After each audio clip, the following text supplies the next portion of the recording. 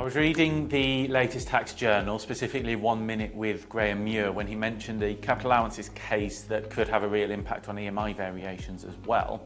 And Graham's comments made me think I'd need to read this judgment and see what Cobalt Data Centre, a capital allowances case, has to do with share options. So as I say, it's a capital allowances case where they tried to preserve tax relief by making a contract in 2006 and then later changing what they build. The Supreme Court ruled you can't introduce fundamentally new commitments after a deadline and claim that they relate back to the original contract. The substance of what you committed to matters more than calling something a variation.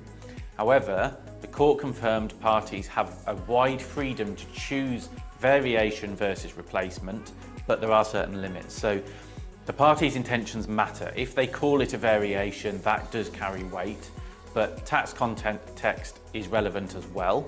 Changes within the original commitment's scope are probably variations, but introducing entirely new commitments is likely to be a replacement.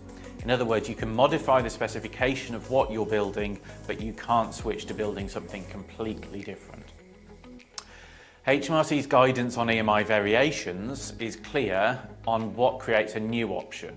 If you change any of the three fundamental terms to improve an option holder's rights and it's more than de minimis, HMRC treat it as a new option.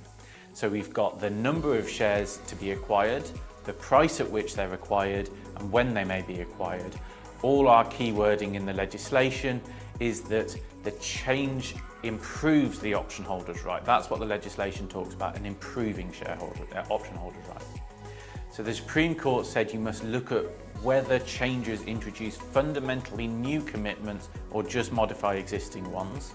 But given HMRC's relatively strict approach to variations under EMI options, I agree with Graham's comment that actually are HMRC being too strict when they're interpreting what is a fundamental change and therefore a new option versus a more straightforward variation. Obviously this is currently based on HMRC guidance, which I'll put a link to in the description, but question mark over whether Cobalt actually means HMRC should be a little bit more lenient as to whether something's a variation versus a fundamentally new option. As always, like, comment, share. It lets me know that these videos are well received, and if you have any comments or interpretation of this legislation, really interested to hear everyone's thoughts.